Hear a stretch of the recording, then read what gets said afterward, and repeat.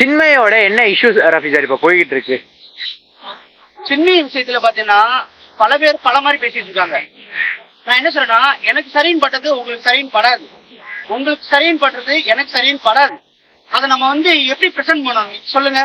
ஒரு நியாயம்னு ஒண்ணு இருக்கு இல்லையா? சரி, நம்ம நினைக்கிற தப்பா கூட இருக்கலாம்னு சொல்லி கொஞ்சம் கூட மனசாட்சி இல்லாம அவங்க ஒரு பொண்ணுன்றது மட்டும் இல்ல, யாரு மேலே சரி பழி போடுறது எல்லாமே ஒரு பெருத்த என்ன சொல்றது, வாந்தி எடுக்கிற மாதிரி நான் நினைக்கிறேன். ஏன் தெரியுமா?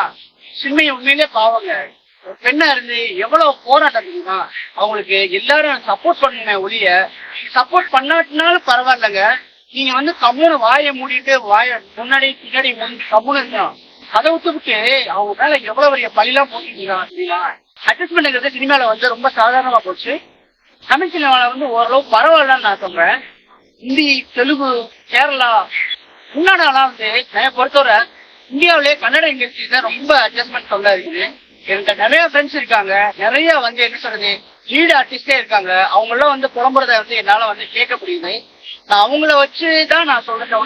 என்னோட கற்பனை கிடையாது. இந்தியாவிலேயே கன்னட இண்டஸ்ட்ரியில டிஃபரன்ஸ் ஜாஸ்தி. ஆனா அதை நான் கரெக்ட்னு சொல்ல வரலங்க. எல்லா இண்டஸ்ட்ரியிலும் சினிமாவை தாண்டி ஒரு ஐடி ஃபீல்ட் இருந்தாலும் சரி, ஒரு என்ன சொல்றது, ஒரு பெரிய மல்டி காம்ப்ளெக்ஸ்ல ஒரு மாலா இருந்தாலும் சரி, எல்லா இடத்துலயும் இந்த பிரச்சனை இருக்குது. இல்லைன்னா சொல்ல முடியாது. ஏன் இந்தியாவில மட்டும்தான் இருக்கா, மத்த எல்லா இடத்துலயும் இல்லையா அப்படின்னு கேட்டா, இந்தியாவில மட்டும்தாங்க போக்கஸ் பண்ணோம். அட்ஜஸ்ட்மெண்ட் பத்தி பேசுற எல்லாத்துலயும் பாத்தீங்கன்னா 1 million 2 million போகுது. யாருன்னே தெரியாதவங்க அட்ஜஸ்ட்மெண்ட் பேசுறா கூட ஸ்டுடியோ போகுது. அதனால கண்டவன்லாம் உட்காந்து அவன் அட்ஜஸ்ட்மெண்ட் பத்தி பேச ஆரம்பிச்சிடறான். இந்த பொண்ணுங்களும் பாத்தீங்கன்னா புதுசா என்ன சொல்ற, ஒரு குரூப் டான்சர், ஒரு அட்மாஸ்பியர் ஆர்டிஸ்ட் கூட உட்காந்து அது அட்மாஸ்பியர் ஆர்டிஸ்டா போனோம்னா ஒரு 750 இருந்து 1200 வரை சேலரி கிடைக்கும். அந்த சேலரி எல்லாம் பத்தல, நம்ம ஃபேமஸ் ஆகணும், அதை வச்சுட்டு நமக்கு வாய்ப்பு வரணுங்க. அதுங்களை கூட்டி விடுங்க, நீங்க இப்படி பேசுங்க, இப்படி பேசுங்க, இப்படி பேசுங்கன்னு சொல்லிட்டு பின்னாடி உள்ள ஃபியூச்சர் எல்லாம் கால்குலேட் பண்ணாம அந்த பொண்ணுங்களும் வாய்ப்பு வந்ததெல்லாம் பேசி என்னன்னே தெரியலங்க. சின்மைக்கு என்னதான் நடந்தது, சின்மைக்கு என்ன நடந்துச்சு ஆராய்ச்சி பண்ணாம சின்மை எப்படிப்பட்டவங்களுக்கு சொல்லிட்டு நம்ம ஆராய்ச்சி பண்ணணும். இப்போ ஒண்ணுமே இல்லைங்க. அவங்க வளர்ந்த பாடகி பெரிய பாய் அவங்க வாய்ப்பு மேல வாய்ப்பு, அவங்க சாஃப்டான ஒரு மெலோடி, அது என்ன பண்றது, எப்படி சொல்றது, சின்மையுடைய சாங்ஸ் எல்லாம் நீங்க கேட்டிருப்பீங்க. அவங்களால என்ன சார் நித்தம் தந்தவள் அந்த மாதிரி ஒரு சாங்கையும் அவங்களால பாட முடியும். பெரிய ஹை பிச் போய் பயங்கரமான பாட்டையும் அவரால் பாட முடியும். எல்லா டேலண்ட்டுமே இருக்கிற உண்மையிலே ஒரு அருமையான பாடகி. வளர்ந்து வரும்போது பாத்தீங்கன்னா அவங்கள அமுக்கிறதுக்கு பெரிய குரூப்பே இருக்குங்க சினிமால. யாரா இருந்தாலும் சரி, ஒரு ரிவியூவரையே காலி பண்றதுக்கு எவ்வளவு உதவிமா பண்றாங்க. சோ அது மாதிரி பாத்தீங்கன்னா சினிமால இந்த பாடகி வளர விடாம பண்றதுக்கு என்னென்னமோ பண்ணாங்க. ஆனா அந்த பொண்ணு பாருங்க, கொஞ்சம் கூட அசைச்சிக்காம 5 வருஷ பேனையும் பேஸ் பண்ணிட்டு உட்காந்துருக்கு. அப்போ அது எவ்வளவு பெரிய தைரியசாலி சொல்லுங்க. அந்த தைரியம் ஒரு பொண்ணுக்கு எடுத்துக்காட்டுங்க. அத சில இடத்துல அட்ஜஸ்ட்மெண்ட் கேக்குறாங்கன்னு சொல்லிட்டு இருக்குது. இவங்க என்ன சொல்றாங்கன்னா அதை வெளியில சொல்றாங்க. அந்த வெளியில சொல்றதுக்கே பெரிய தைரியம் வேணும். அதுக்கு குடும்ப சப்போர்ட் ரொம்ப அவசியம். ஏன் நீ இதை சொல்லி தேவையில்லாம பிரச்சனையில மாட்டிக்கிற, நம்மளுக்கு ஃபியூச்சர் இருக்குது, நம்ம ஃபியூச்சரே காலி பண்ணிடுவாங்க, நீ என்ன செய்யற, தமிழ்நாட்டுடைய மிகப்பெரிய பாடலாசிரியர் அவரை பத்தி கான்ட்ரவர்சியா பேசுற, அது பேசும்போது என்ன ஆகும் நினைச்சுன்னா உனக்கு வாய்ப்பே கிடைக்காது. ஏன்னா எல்லா மியூசிக் டைரக்டரும் அவங்கள நம்பி இருக்காங்க அப்படின்னா சொல்லும் போது அதையும் மீறி அந்த பொண்ணு வெளி உலகத்துக்கு சொல்லுது.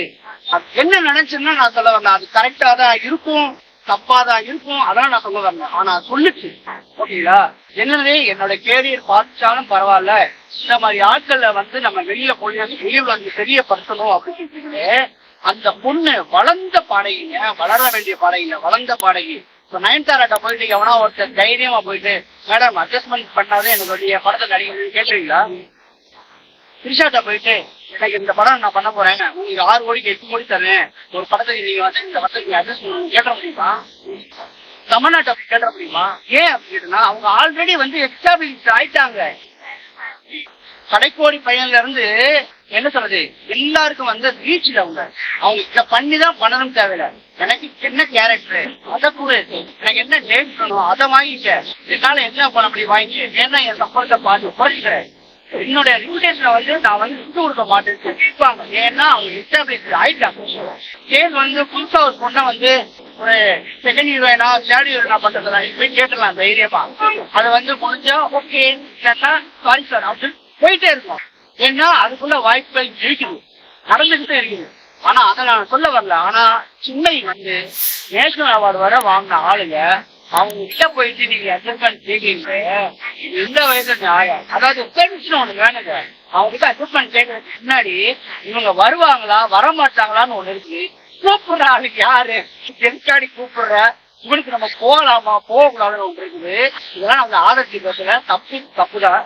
சின்னை வந்து வாய்ப்பே கிடையாதுங்க. நீங்க என்ன நீங்க பண்ணாக்கு சின்னியை கூப்பிட்டீங்கன்னா தந்தி சிரிச்சிருவீங்க. அதுல வந்து எந்த சந்தேகம் இல்லை. ஏன்னா அந்த மாதிரி ஒரு போல்டான கேளு. அவங்களுக்கு தேவை அவங்களுடைய குரல் வளம், அவங்களுடைய டேலண்ட். நீங்க என்ன பண்ணா ஒண்ணுமே இல்லைங்க. சமீபத்தில் நடந்த ஆடியோ டக்லைட்ல ஓகேங்களா. இப்ப நீங்க பாருங்க, அந்த சாங் வந்து பண்ணி ரெக்கார்ட் பண்ணி ஆல்ரெடி பினிஷ் ஆன சாங்க வந்து லண்டன்ல வந்து போயிட்டாங்க. நம்ம ஆடியோ லான்ச் இருக்கு. ஏன்னா முன்னாடி இன்ஃபார்ம் பண்ணல. பெரிய படத்தோட ஆடியோ லான்ச் எல்லாம் ப்ரோக்ராமிங் கரெக்டா இருக்கும், அதெல்லாம் மிஸ் ஆயிடுச்சு. சந்தர்ப்ப சூழ்நிலை டீம் வச்சுறாங்க. அவங்களால லண்டன்ல இருந்து வர முடியல. உடனே நினைச்சாங்க நம்ம பெரிய பாய ரஹ்மான் சார் என்ன சொல்றாரு, இவ்வளவு கடைகள்லாம் இருந்தா கூட சின்மை மேல நம்பிக்கை வச்சு அந்த தீவேஷன் அவங்களுக்கு அனுப்புறாங்க. 2 நாள்ல பாடுறதுக்கு ரெடி ஆகி ஒரு ரிகர்சல் பண்ணி அந்த பொண்ணு வந்து பாடுது. நல்லா கேளுங்க. இந்த பாட்டை யார் பாடுனது? தீ பாடினது. முத்தமல்லிட்டாங்க யார் பாடுனதுன்னா தீ பாடினது. ஆனா அந்த தீ பாடினது தானே நம்ம என்னைக்கா வந்து பெருசா நம்ம என்ன பண்ணாலும் அது நம்ம ஆடியோல வர போறது இல்ல. நம்ம வந்து இந்த பாட்டை வந்து ஸ்டேஜ் பெர்ஃபார்மன்ஸ் தான் பண்ண போறோம். அதாவது வந்து பாத்தீங்கன்னா எஸ்பிபி சாங்க வந்து நம்ம முகேஷ் உட்காந்து படிச்சுட்டு இருப்பாரு ஸ்டேஜ்ல, ஓகேங்களா. எஸ்பிபி சரண் வந்து படிச்சுட்டு இருப்பாரு. ஜேசாக் பாட்டை வந்து பாத்தீங்கன்னா இவருக்கு இது வந்து பெர்ஃபார்மன்ஸ், ஸ்டேஜ் பெர்ஃபார்மன்ஸ். இது என்ன செய்யணும்னா ஒரு ஆடியோ லான்ச் வந்து அந்த சாங்லாம் நம்ம பண்ணிக்கலாம் சொல்லிட்டு அந்த சாங் எடுத்து பாடுறாங்க. இவங்க வந்து 10% எஃபெக்ட் போட்டாப்போ ஏன்னா தமிழ் சாங் வந்து பாத்தீங்கன்னா முத்தமலை இங்கு கொட்டி தீராது, முத்தமலை இங்கு கொட்டி தீராது. இது வந்து வெர்ஷன். இத வந்து அதே மாதிரியே முத்தமலை இங்கு கொட்டி தீராது அப்படி பாடாம இந்த பொண்ணு என்ன பண்ணிட்டா, நான் இந்த பாட்டு கூட வைரல் ஆக போறேன்னா சத்தியமா தெரியாது. ரஹ்மான் சார் இந்த பாட்டை பாட வைக்க போறேன்னு அதுவும் பெருசா போகுமான்னு சத்தியமா தெரியாது. மணிரத்னத்துக்கு தெரியாது, லோகநாயகன் கமலஹாசன் தெரியாது. ஆனா அந்த பொண்ணு வந்து அந்த என்ன சொல்றது, இந்த ஆளை ஆரம்பிச்சு அதை ஆரம்பிச்ச உடனே பாத்தீங்கன்னா ஆடியன்ஸ் தெரிஞ்சுட்டாங்க, இதுதான் இந்த பொண்ணு அப்பதான் நோன்றாங்க. இந்த ஒரிஜினல் வெர்ஷன் யாரா படிச்சு பார்த்தா பச்சிச்சு பாருங்க. அந்த பொண்ணு சத்தியமா வந்து இந்த இதெல்லாம் விரும்பி வாலண்டரியா வச்ச சீனே கிடையாது. இது ஆட்டோமேட்டிக்கா காடோட நெட்டிங்ல உண்மைக்கு ஒரு பெரிய பாசிட்டிவான எனர்ஜி தான் இந்த முத்தமலை சாங் ஸ்டேஜ்ல பண்றது. அந்த பொண்ணு கூட வந்து என்ன சொல்லியிருக்கா, நான் ஸ்டேஜ் தானே பண்ண போறேன், என்னால முடியாது, ஏன்னா எங்களால இதே பாட சொன்னீங்க, அதுல நான் ஸ்டேஜ்ல பாடிச்சேன், எனக்கு என்ன சார் ஆமா சார் நான் ஒத்துக்க மாட்டேன் சார். ஏன்னா அதோட நல்ல பாவட்டாரு. ஆனால் பாத்தீங்கன்னா ரஹ்மான் சார் நம்பிக்கையில அவர் பாட்டு கொடுப்பாருங்க. அவர் மானசீக குரு, அவர் தான் நேஷனல் அவார்டு வர கொண்டு போனவர்.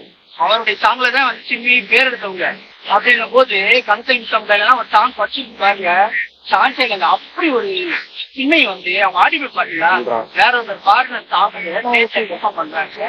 அந்த பெர்ஃபார்ம்னால வந்துச்சு புரட்டி போன டக்லைட்டோட ப்ரொமோஷனை புரட்டி போச்சு. வட்டி தொட்டி எல்லாம் அந்த சாங் வச்சு சின்னையே தீ பண்ணிட்டு மறந்துட்டாங்க. ஏன்னா தீ வந்து இது பெர்ஃபார்மன்ஸ் பண்ணி தான் நல்லா இருக்கும், அதெல்லாம் மறைச்சாங்க. அப்படிங்கும் தீ வந்து உண்மையிலே ஷாக்குன்னு நான் மிஸ் பண்ணிட்டு மாட்டேன். ஆனா அவங்களும் சும்மா கிடையாது. எவ்வளவு சூழ்நிலைனாலும் வேலைதான் முக்கியம் இல்லை, அவங்களுக்குள்ள வேலையை பார்த்து தீய வந்து குறையே சொல்லணும்.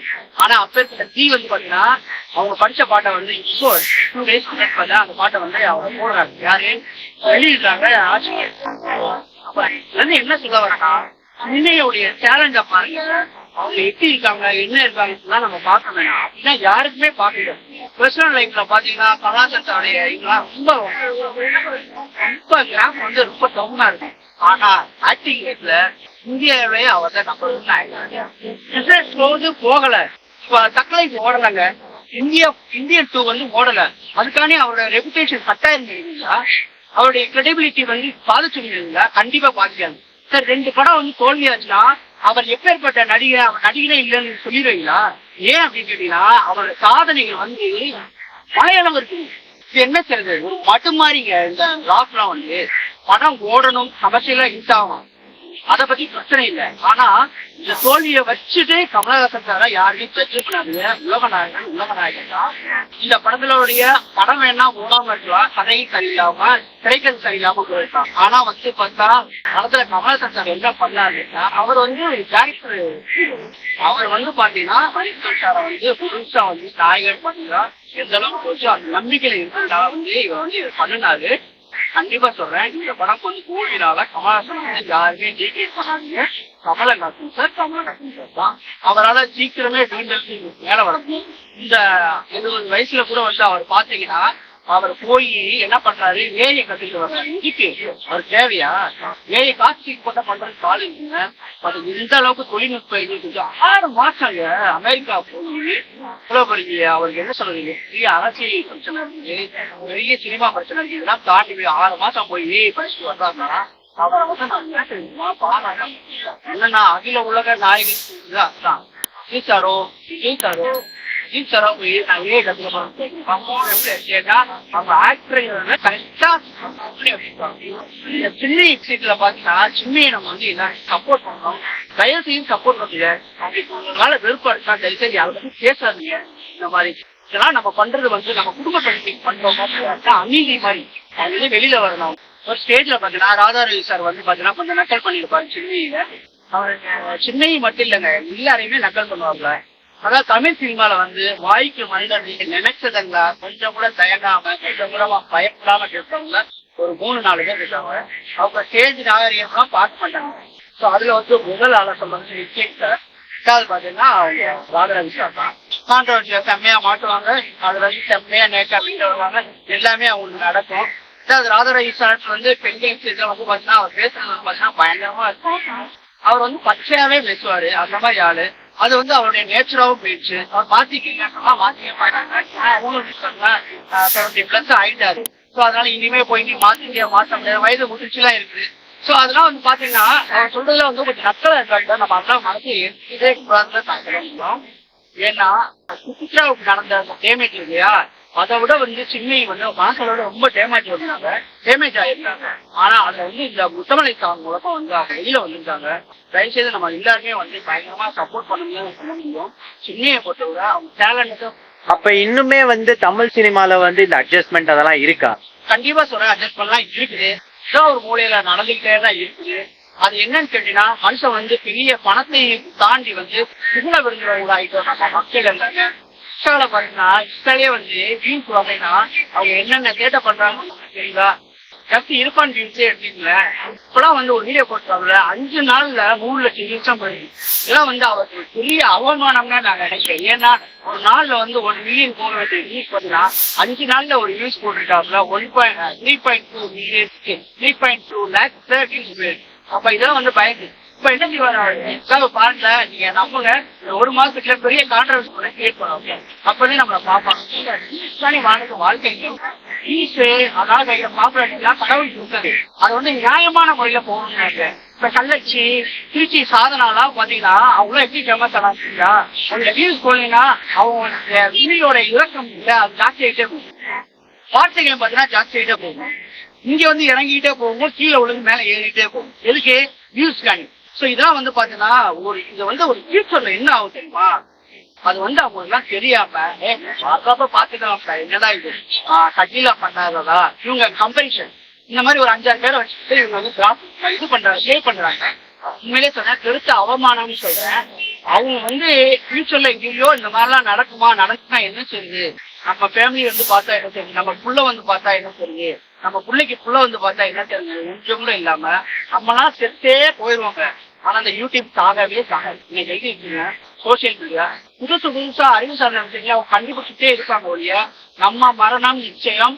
ஆனா அந்த யூடியூபோட மரணமோ சோசியல் மீடியா மரணமே வந்து நிச்சயமா நடக்கவே போறது இல்லை. யாராவது நினைச்சு பாத்தீங்களா? ஆரம்ப காலகட்டத்தில் VHS வந்து படம் பார்த்துட்டு இருக்கோம், அதுக்கடுத்து VCD வந்துச்சு, அதுக்கடுத்து பாத்தீங்கன்னா DVD வந்துச்சு, அதுக்கடுத்து பாத்தீங்கன்னா இப்ப என்னென்னமோ சஸ்பென்ஷன் எல்லாம் மாறி போச்சு. இப்ப யாராவது பாத்தீங்கன்னா காசு பஸ்லதான் வச்சிருப்பாங்க செட்டு. ஏன்னா அங்க நெட்டு கிடைக்காது இல்லையா, எல்லாமே பாத்தீங்கன்னா போன்ல வந்துருச்சு எல்லாமே. சாங்ஸ்க்கு பெரிய இருந்துச்சு. சாங்ஸ் எல்லாம் பாத்தீங்கன்னா ரைட்ஸோட முடிஞ்சிச்சு. இப்ப சின்மை சைட்ல இருந்து நிறைய பேர் வந்து பேசுறாங்க, இப்ப அதெல்லாம் பண்றாங்க. வைரமுத்து சைட்ல இருந்து வந்து எதுவுமே வந்து அதுக்கு பதில் எதுவுமே வந்து பண்ண மாட்டாங்க. சோ இதெல்லாம் வந்து உண்மை அப்படின்ற மாதிரி வந்து நிறைய பேர் சொல்றாங்க. வைரமுத்து சாரை பொறுத்தவரை அவர் பொலிட்டிக்கல் சப்போர்ட் ஜாஸ்தி. அதனால இவர் வந்து லைட்டா நம்ம என்ன பண்ணாலும் யாரும் கண்டுக்க போறது இல்ல, நம்ம பெரிய ஆளு. யாருமே வந்து பாத்தீங்கன்னா பாடலாசிரியர் வந்து இப்பெல்லாம் முன்னாடிலாம் பாத்தீங்கன்னா Vairamuthu sir, Kamal Haasan sir, Vaali sir இவங்களதே எழுதிருக்காங்க. இப்ப பாத்தீங்கன்னா தனுஷே எழுதியிருக்காங்க ஒரு 10 பாட்டு, 10 பாட்டு நல்ல பாட்டு. சிம்பு எழுதியிருக்காங்க எல்லா பாட்டுமே நல்ல பாட்டு. சோ இந்த மாதிரி வந்து பாடலாசிரியர் வந்து இப்ப அதிகமா அதிர்ச்சியா இருக்காங்க. வைரமுத்தோட வழியில வந்து நம்ம குறை சொல்ல விரும்பல. சிவாஜியில வந்து ஒரு பாட்டை கேட்பாங்க, சகானா சாமி அந்த மாதிரி சாங்கா பாத்தீங்கன்னா எழுத்துக்கள்லாம் வந்து பயங்கரமான செத்துங்க. அது இந்த காலகட்டத்துல தூக்கி பிடிக்கிற மாதிரி வரியில போட்டு அசைச்சிட்டாங்க. இப்ப சன் வந்து எழுத ஆரம்பிச்சிட்டாங்க. அவங்களும் பாத்தீங்கன்னா செம்மையா எழுத ஆரம்பிச்சிட்டாங்க. இப்போ அவங்களோட சாங்ஸ் எல்லாம் நம்ம வந்து கேட்டுக்கிட்டே இருக்கலாம், அந்த மாதிரி போயிட்டு இருக்கு. ஆனாலும் வந்து பாத்தீங்கன்னா வைரமுத்து சார் புகழ் வந்து ரொம்ப ஜாஸ்தியா வருஷம் மேடம். அவர் கேட்டாரா கேட்கல, ஏன் இந்த கான்ட்ரவர்சி வந்து ஏன் இவ்வளவு வருஷம் வந்து சின்மைய வந்து ஒரு இண்டஸ்ட்ரிக்குள்ள வர முடியாத மாதிரி தமிழ் இண்டஸ்ட்ரி பண்ணிடுச்சு. ஏன்னா நீங்க மத்த இண்டஸ்ட்ரியில சின்மை வந்து கலக்குன்னு கலக்கிட்டு, பட் இங்க தமிழ்நாடு இந்த தமிழ் சார்ந்த இதுல வந்து அவங்களுக்கு ஒரு ஆப்பர்ச்சுனிட்டி கூட கிடைக்கல. யாருமே இதை பத்தி வாய்ஸ் அவுட் பண்ணி பேசல. அதுதான் சொல்றேன்ல, அவங்களோட பவர் ஜாஸ்தி. அதனால வந்து இதை வேணாம் அப்படியே கொண்டு போயிடலாம். ஏன்னா மேல் மட்டத்துல இருக்கிறவங்க எல்லாமே பாத்தீங்கன்னா ஒரு மாதிரி பொலிட்டிக்கல் சப்போர்ட் பண்ணுவாங்க. சோ அதுக்குள்ள டெப்தா போக வேணாம், நம்ம வேலையை பார்த்தோமா போனோமா இருக்கும் அப்படிங்கிற மாதிரி வந்து அவங்க விட்டுட்டாங்க சொல்ல முடியும். ஆனா ஃபர்ஸ்ட் வந்து ரஹ்மான் சார் தான் வந்து தைரியமா வந்து மேடையில பாட வச்சாரு. பின்னாடி பாத்தீங்கன்னா விமன் சார் வந்து பாட்டே கொடுத்தாரு. விமன் சாரோட இசையில வந்து அருமையா பாடிட்டு இருக்காங்க. அதுக்கிட்ட வந்தால் தலைவர் விஜய் ஆண்டனி எனக்கு வந்து மியூசிக், அதாவது நடிப்பையும் தாண்டி இனிமே மியூசிக்ல கான்சென்ட்ரேட் பண்ண போறேன். மதராஜா வந்து அவ்வளவு பெரிய வெற்றி கொடுத்து இந்த வெற்றியை நான் மிஸ் பண்ணிட்டேன், இனிமே நான் மிஸ் பண்ண மாட்டேங்குது.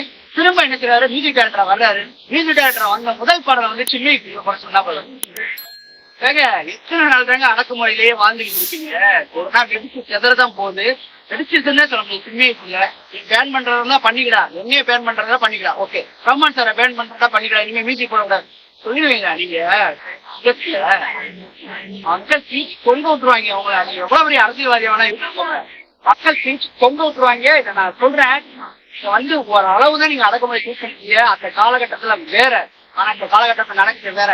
இன்னைக்கு விஜயாண்டனி சார் வந்திருக்காரு, நாளைக்கு ஆதி விஜயராஜ் வருவாரு, அடுத்தது இளையராஜா சாரே வர்றதுக்கு நிறைய வாய்ப்பு வந்து பண்ணுவாரு. கண்டிப்பா சார் அந்த படம் ரஹ்மான் சார் வந்து கண்டிப்பா வேணும்னு சின்ன பாட வைப்பாரு. அதுக்காண்டி சின்னைய வந்து மட்டமான குரல் இல்ல, நான் இப்போ உனக்கு ஆதரவு தரேன்னா பாட வைக்க மாட்டாங்க. சின்னைய பாட வச்சா ரஹ்மான் சாருக்கு போல காட்டிலும் அந்த பாட்டு கண்டிப்பா ஹிட் ஆகும். ஏன்னா அவங்க வந்து உண்மையா சொல்றேன், முறைப்படி கட்டிட்டு சங்கீதம் கட்டிக்கிட்டு இங்க வர்றாங்கல்ல, கத்திட்டு போறாங்க, 4 பாட்டு பாடுவாங்க. பெருசா டைம் கட்டலாம் 4 பாட்டு. ஆனா அடையாத பத்தியா பாட முடியுதா முடியல. அதுக்கடுத்து வேற காண வந்துட்டாங்க.